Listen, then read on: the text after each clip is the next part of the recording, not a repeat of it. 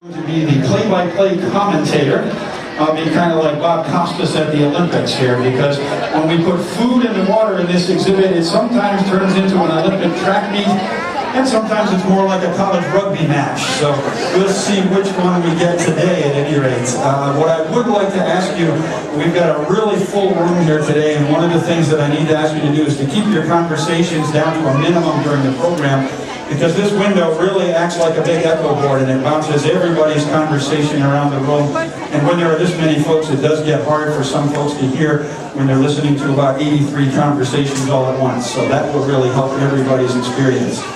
Now, this is our biggest exhibit. It's about 1 million gallons of water. If you add in the plumbing system, it's about 1.25 million gallons of water in here. So lots of water, more than all of our other exhibits all added up together. Not only that, but there are many different types of fishes in here, from great big ones down to little ones. And we have to have lots of different types of food for them. They don't all eat the same things. We also have to have several different methods of getting the food to them, because in the wild they each hunt in different ways for their food. What you're going to see right now is just one method. You might call it the mass feeding method. We call it the broadcast feeding method. It takes 3 of us to do this. Tommy and Mike are my 2 partners, and I forgot to find out who's doing which job this morning when I was talking to them. But one of them is actually going to be hiding in amongst you as an observer to watch how this goes. We do that every time to make sure that we're doing things in a way that gets the food to the right animals that need it, and does it in a way that doesn't harm them. The other one will be standing up on the top on a catwalk and tossing the food in. And he gets to do the dirty work, and the smelly work gets to go home smelling like fish today, or squid or something like that. And there's going to be about 90 pounds of food going in here, and we'll see just how long it takes for that to disappear. And then I get to do the job that all of my school teachers, all the way from kindergarten through high school, told me I would be best at.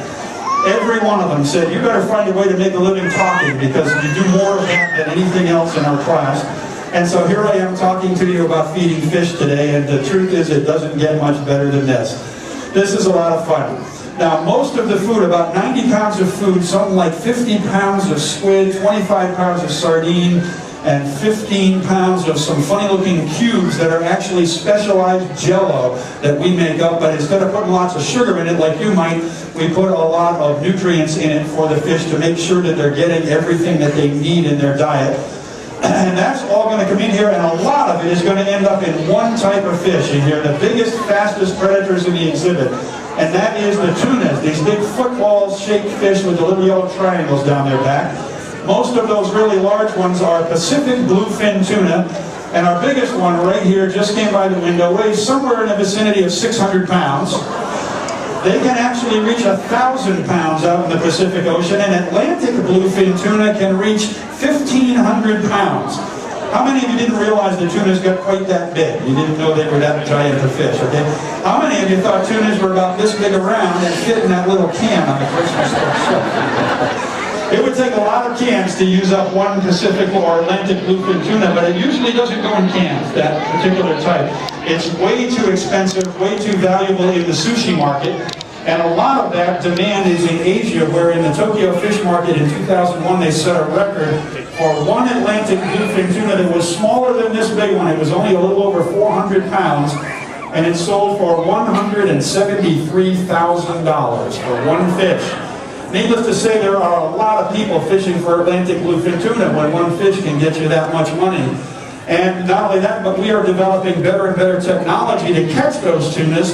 And nowadays, even though they can reach 1,500 pounds, they seldom get much bigger than about 400 or so, 300 to 400, because we're fishing them out faster than they can grow up. How many of you like to eat seafood of some kind? Any kind, too? Yeah, there you go, lots of hands there. I am right there with you. Seafood is my favorite type of food in the world. I eat seafood almost every day. But what I try to do, somebody almost got it right there in front of us. They're having a little fun, they're getting a little excited. What I try to do when I'm buying seafood is I try to choose types of seafood that don't harm the ocean in the process of putting food on my plate. And I would like to ask you folks to join me in doing that. I have something that's called our Seafood Watch Pocket Guide, and you can pick this up either from me after the program or from our volunteer guides in many stations around the aquarium. And we've done all the research for you, and we have some lists on the back, and one of them is color-coded green. That's our best choices list, and if you eat seafood off of that list, you can eat really good seafood without harming the ocean at all. We also have a red-colored list, and that is our avoid list. And we'd like to ask everybody to avoid the things on that list for a few years and give the ocean an opportunity to recover from the damage that we've been doing to it for the last 50 years or so. Now,